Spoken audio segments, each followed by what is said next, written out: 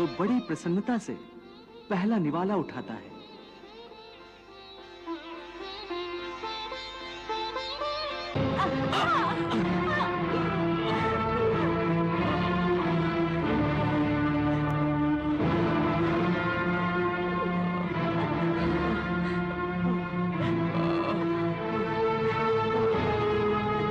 देख लिया कि प्रारब्ध में न हो तो मुंह तक पहुंचकर भी निवाला छिन जाता है।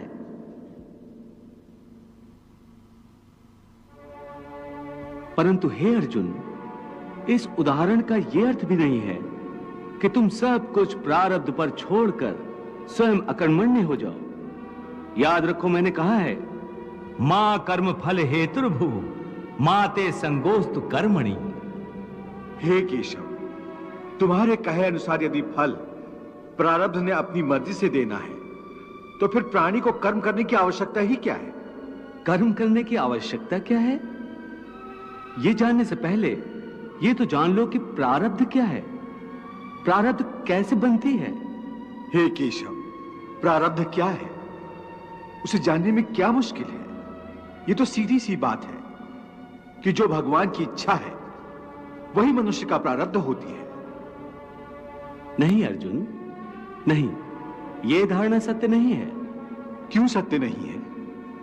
क्योंकि मैं किसी के प्रारब्ध नहीं बनाता, ना मैं किसी प्राणी के कर्म अथवा कर्म फल के हिसाब में दखल देता हूं। इसलिए प्राणी की प्रारब्ध बनाने में मेरा कोई हाथ नहीं होता। फिर कौन बनाता है प्राणियों का प्रारब्ध? प्राणियों के अपने कर्म।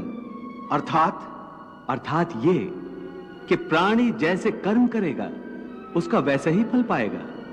अच्छे कर्म करेगा तो अच्छा फल मिलेगा और बुरे कर्म करेगा तो बुरा फल पाएगा। यही जो प्राणी के अच्छे बुरे कर्मों के अच्छे बुरे फल का हिसाब है, इसी को प्रारब्ध कहते हैं।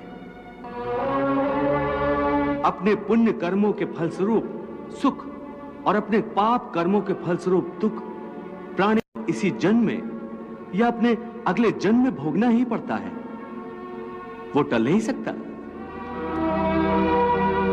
इसलिए अकर्मण्य हुए बिना निरंतर अपने धर्म के अनुसार कर्म करते जाओ और मन में यह पक्का विश्वास रखो कि जिस नियत के साथ तुम कर्म करोगे उसी नियत के अनुसार तुम्हें फल अवश्य मिलेगा।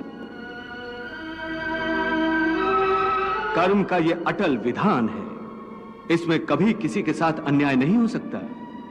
हे अर्जुन, प्राणी का कोई भी कर्म नष्ट नहीं होता। मनुष्य को अपने हर कर्म का फल अवश्य मिलता है। प्राणी के कर्मों के अनुसार उन कर्मों का फल हर मनुष्य के प्रारब्ध में लिख दिया जाता है। इसी कारण हर जन्म में मनुष्य अपने ही कर्मों के बंधनों में बंध जाता है। इसी कर्म के बंधन में बंध जाने के कारण मनुष्य आवागमन अर्थात जन्म जन्मांतर के चक्रव्यूह में फंसा रहता है और उसे मोक्ष प्राप्त नहीं हो पाता। कर्म के बंधन से आवागमन या जन्म जन्मांतर का क्या संबंध है? मनुष्य अपने एक जन्म में जो कर्म करता है उन कर्मों के फल के रूप में पाप और पुण्य दोनों ही होते हैं। कभी पाप अधिक होते हैं तो कभी पुण्य।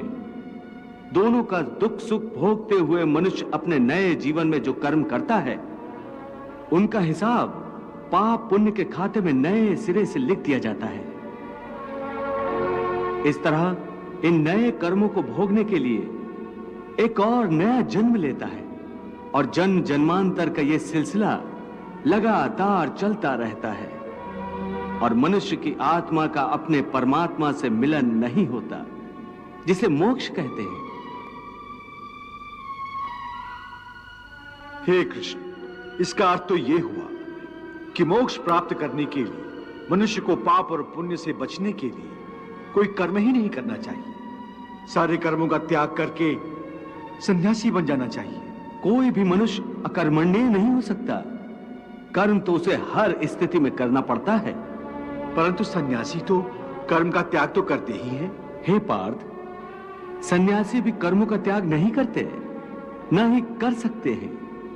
मैंने पहले ही कहा था कि सन्यासी भी कर्म करते हैं। खाना पीना उठना बैठना, तपस्या करना, साधना करना, ये सब भी तो कर्म ही है।